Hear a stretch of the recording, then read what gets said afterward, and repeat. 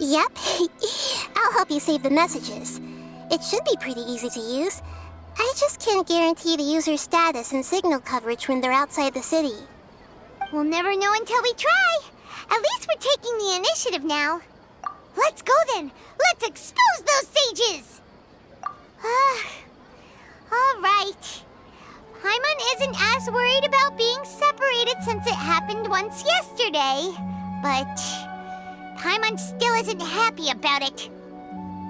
Okay, see you tomorrow, Traveler.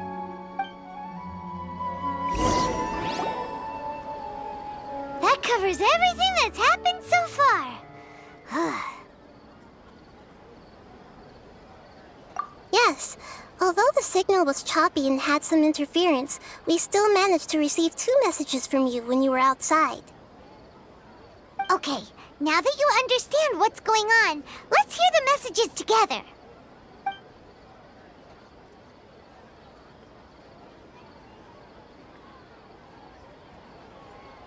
Can't go back.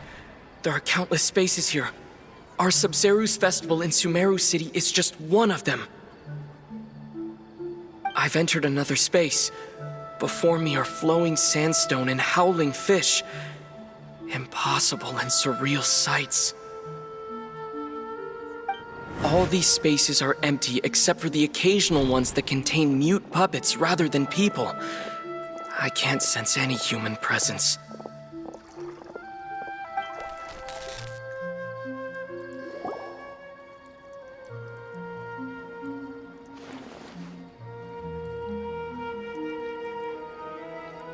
That's one heck of an info dump. It sounds like you left the Sumeru city space when you set foot outside of the walls. But everything looked completely normal when Paimon was looking out from the inside. That's unbelievable. And if we take your word for it, the other spaces all had very weird contents. There's another part here. We only received it last night. These spaces have been disappearing one after the other, absorbed by something like a sun in the sky. And now, even the final space has also disappeared. Behind me, a lot of spaces just appeared again from thin air. I get it now! Those spaces are actually...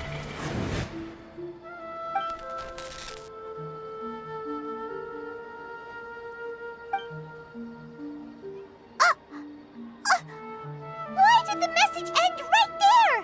What did the Traveler want to say? What are those spaces? Probably because yesterday just happened to end at that moment. Oh, right.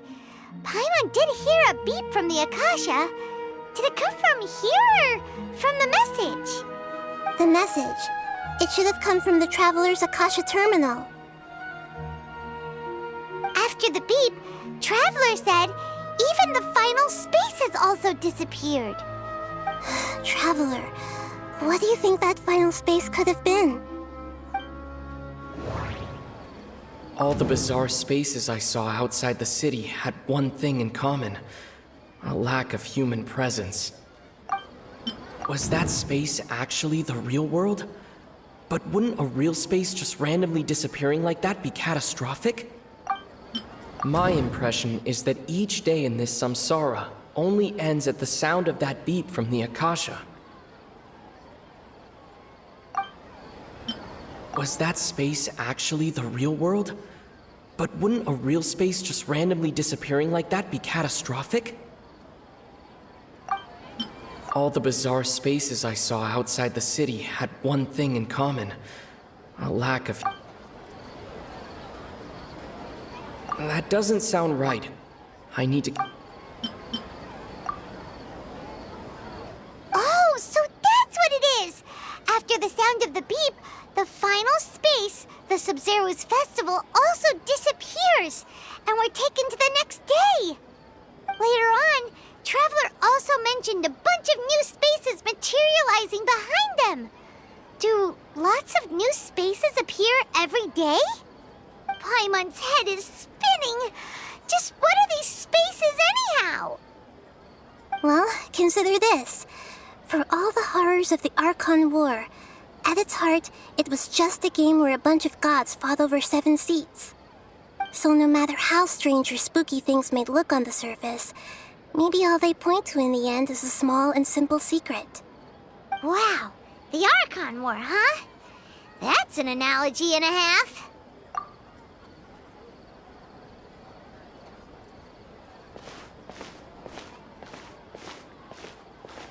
Hey, where are you going?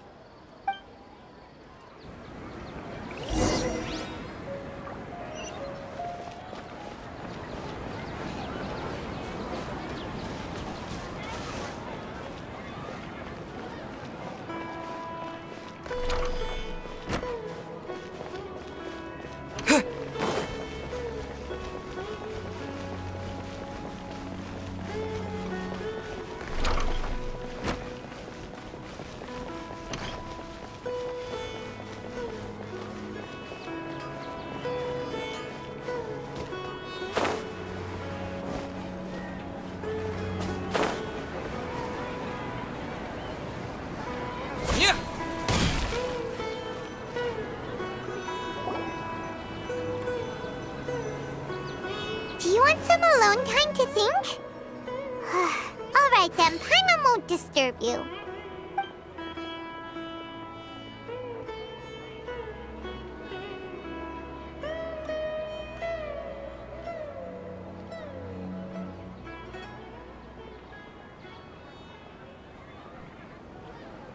The dance of Sub-Zeros is about to begin.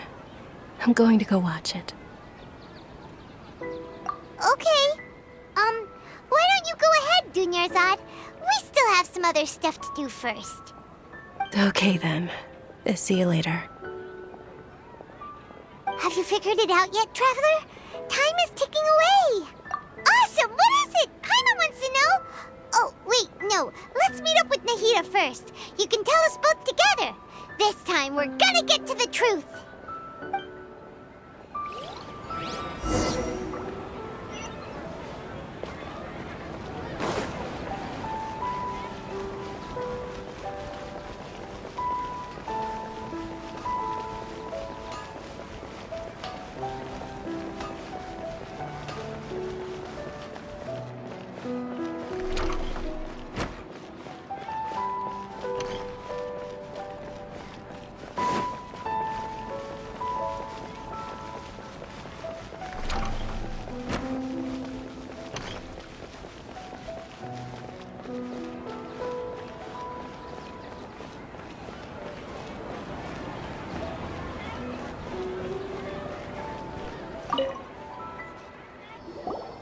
You're back! I've been waiting forever for you two. Judging by the looks on your faces, are you ready to take your Sub-Zero's exam and graduate from the festival? Okay, first off, have you discovered the hidden truth? Okay, Nahida said the Akasha relies on the power of a gnosis to operate, as we've already experienced the Sub-Zero's festival many times. All the bizarre spaces I saw outside the city had one thing in common: a lack of human presence. Those spaces remind me of dreams, like the one I had in the Avidia Forest, except these have no sign of human presence. The moon, illusions, and lies. People in Sumeru don't dream. What a strange phenomenon. We are all in a dream. It isn't that the people of Sumeru don't dream. Rather, the Akasha is taking their dreams from them. People in Sumeru think they don't dream, but the truth is the Akasha steals their dreams without them knowing it. And those spaces with no human presence are stolen dreams without their host. That would explain why they sounded so weird when he was trying to describe them. Huh. So people in Sumeru do dream after all.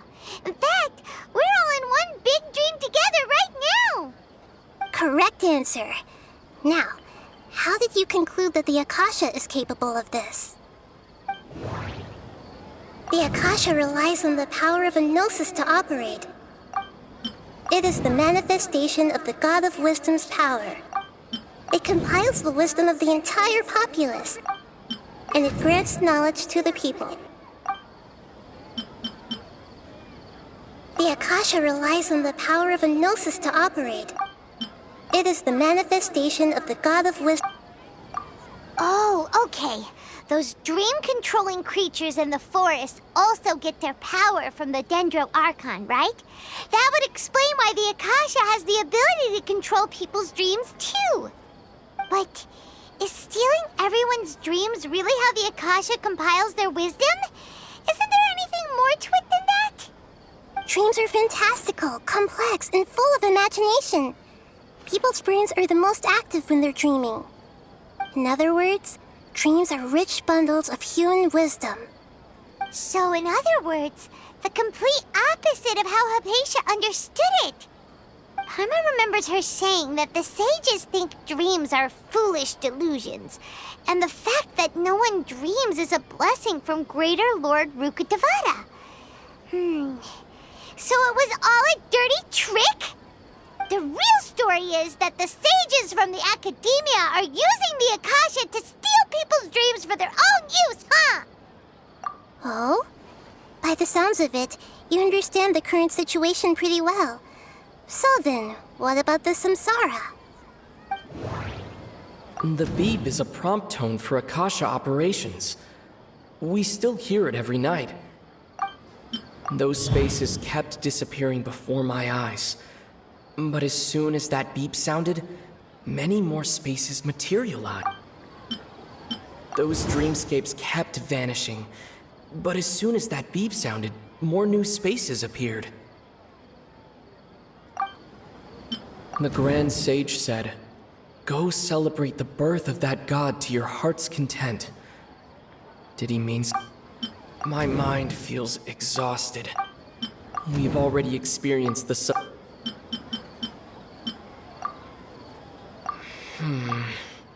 I can't seem to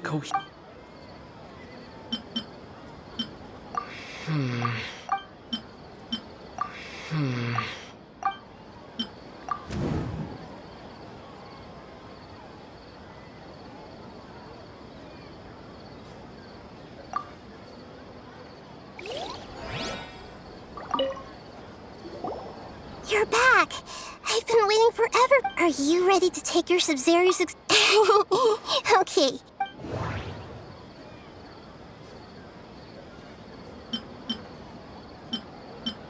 All the bizarre spaces I saw, we've already experienced. Those spaces remind... We are all in a dream. It isn't that the moon... We are all in a dream. It isn't... People in Sumeru think they don't dream, and those spaces... So people in... Correct answer. Now, how did you conclude that the Akasha is capable of this? It is the manifestation of... Oh, okay. But is stealing every... Dreams are fantastical, complex, and full of imagination. People's brains are the most active. In other words, dreams... So in other words, Paimon remembers her saying that the real story is that the sages... Oh?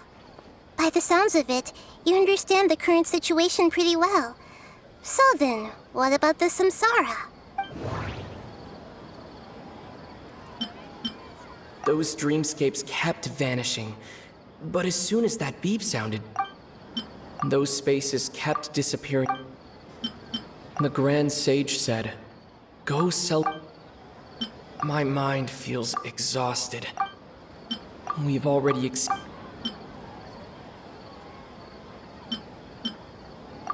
Correct. The Akasha is keeping each person's brain in a constant dream state, but also separating their consciousness from their own dream.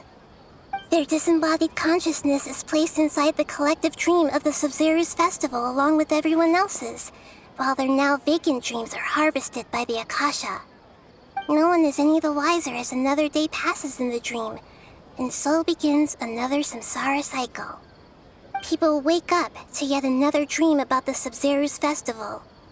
The dreams that belong to them are once again harvested by the Akasha, and so it continues. So, this is like a dream factory, and the Akasha is a dream harvesting machine. Did Paimon get that analogy right? Very good, Paimon. Using analogies well is an excellent habit to get into. Okay, so that beep we keep hearing is actually from our real-life Akasha terminals. Taking off our terminals in this dream doesn't do anything. All right, last question. Who am I?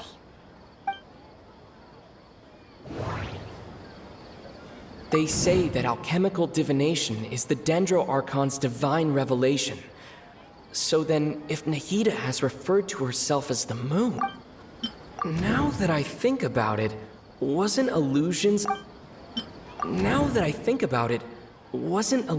hinting at the sage's deception of Sumeru's people? So you noticed. I thought that one would be the hardest question. That's why I put it last. That wasn't hard at all. Even Paimon guessed that. Everything about you is different. We just didn't want to expose you is all. Now that you mention it, Nahida, you've been hinting to us since the very beginning. It's funny. Thinking back to when we were asking all over the place for info about Lesser Lord Kusanali, Paimon didn't expect to meet you like this. Yes, those can wait until we're back in real life. On the other hand, I'd be happy to answer any more questions you have about here and now.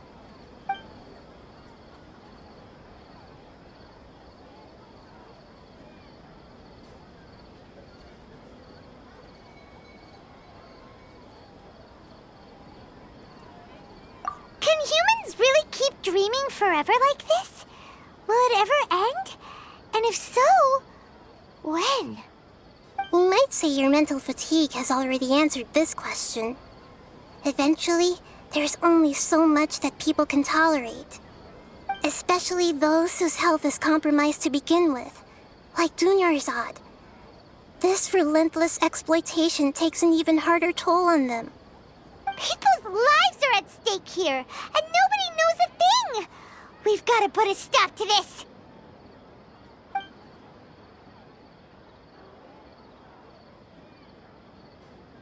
Firstly, this dream we're in is completely based on reality. People have already experienced this Sub-Zero's festival, so it would be very difficult for them to find anything that strikes them as surreal. Secondly, you're probably wondering why people don't have any memories from earlier samsara, right? That's because people don't remember their dreams most of the time anyway. And in any case, their actual dreams are being taken away from them by the Akasha. So whenever they wake up in this dream of the Sub-Zero's festival, they don't remember anything from their previous identical dream. That reminds Paimon. Traveler had a dream when we were in the Avidia forest, but couldn't see what it was about after waking up. Is that an example of what you mean? Yes. Only after receiving the blessing of Dendro can a person gain the Dendro element's dream-enhancing power. That explains the feelings of deja vu. Meanwhile, everyone else has no idea that they are in the Sub-Zero's festival samsara, while their dreams are stolen from them over and over again.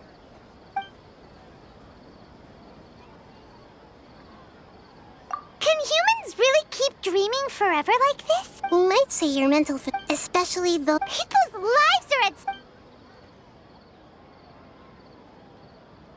deceiving the people of Sumeru with no regard for their safety. No matter what they're trying to do, this is unforgivable. After we end the Sub-Zero's festival samsara, we have to look into them. How can the sages of the Academia do this behind their Archon's back? This is ridiculous! In the end, I'm just the moon. The real sun is long gone. A sun and a moon? Nahida's talking in riddles again.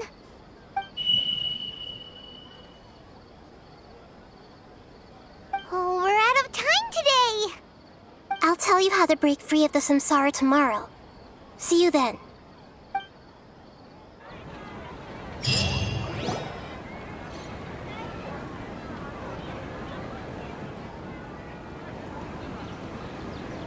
Good morning, Nahida. Wait. Now that Paimon remembers everything, should we instead say good morning, Lesser Lord Kusanali? Hey! What's wrong, Nahida? You don't look too good. I'm afraid that what you're thinking right now is correct. Did Dunyarzad already disappear? No way! Are we too late? The real Dunyarzad's consciousness has indeed disappeared. It can no longer endure the constant dream harvesting. Paimon can't believe it. Wait, so what about that other Dunyarzad? Just what is she? Is she also going to disappear? She's actually something like a puppet, but not completely. The real Dunyarzad's consciousness could no longer keep playing her role in this dream. So another Dunyarzad appeared to replace her in the dream. Just like the grass and the trees, that Dunyarzad is just a building block of the dream that helps to keep it going.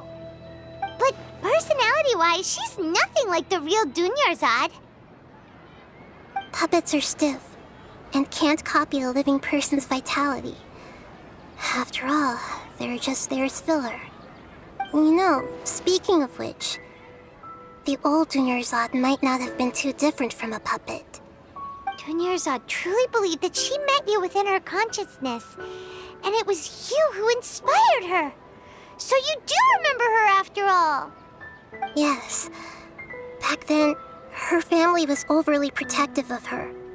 No one cared about her personality or thoughts. It was as if she only lived to stall her Elazar. I just gave her a little wisdom so she could look at life in a new way. So that she could be her own person. But even so, she's still... far from it. I'm still a long way off from being a real Archon. I couldn't even save her. If I were a competent Archon, I wouldn't have let my most faithful follower die at the Sub-Zero's festival with so many regrets. Please don't beat yourself up over it, Nahida. It's the sage's fault, and theirs alone. I'm not beating myself up. All I did was to rationally observe the distance between myself and a real Archon. Don't be like that, Nahida. Even real Archons are still allowed to be sad.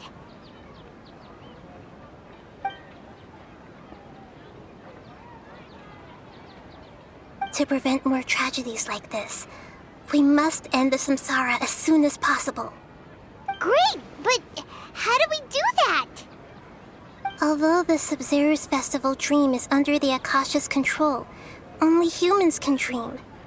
Even the Akasha is unable to create them. That means this dream belongs to a host who created it.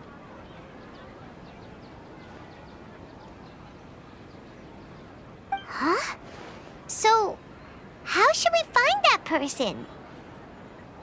Well, if this is someone's dream, then everything here must come from deep within their consciousness.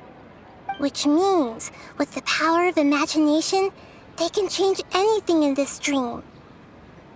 Imagination? What do you mean by that? Imagination means breaking through what you perceive as normal. Like when a server at a tavern brings a plate to you, you'd naturally assume that food is on it. However, if you're the dream's host and you become aware that you're dreaming, when you imagine gold and more on the plate, the dream will respond in kind, and the server really will bring you gold and mora. But right now, our host is unaware that this is a dream. No matter how many times they're served, it will always be food. find some way to make that person realize that they're dreaming. Usually, once that happens, the person will wake up and the dream samsara will be broken. How are we going to find them, though? If it could be anyone, it'd be like looking for a needle in a haystack. And even if we did find them, how are we supposed to make them realize they're dreaming? After all, like you said, don't wake a sleepwalker. It's extremely difficult, yes. But the only ones who can do it are you two. Remember, everything you've achieved up to this point has all been for the sake of finding the host and ending the samsara. As for me, during this time, I'll be out of town. Out of town? Are you going to that place full of dreams where the traveler went? Yes, I want to try something. There must still be a small wisp of possibility. Hurry and go. Dreams are supposed to be fantastical, romantic, and full of pleasant surprises. Unnecessary things like this samsara need to end. Paimon's still a little upset that we've come this far only for Dunyarzad to... She was such a good person, with such a simple wish. But fate was against her. Yeah, saving Dunyarzad is what kept us going this whole time. But we mustn't lose hope, Traveler. Dunyarzad would definitely want to see us save everyone else. So let's break the samsara for her sake. Paimon's wondering, do you think the sages would get one of their own to be the host of this stream? Feels like it would be easier to control it that way, no?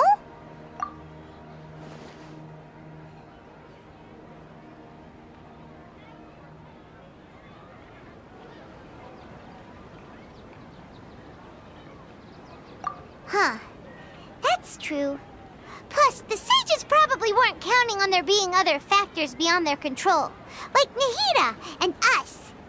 So, who do you think the host of the dream is? Oh, that would make sense. Ferris, the Knight of Flowers, is a symbol of the whole Sub-Zero's festival, right? Pretty core character. Let's go ask him some questions, shall we?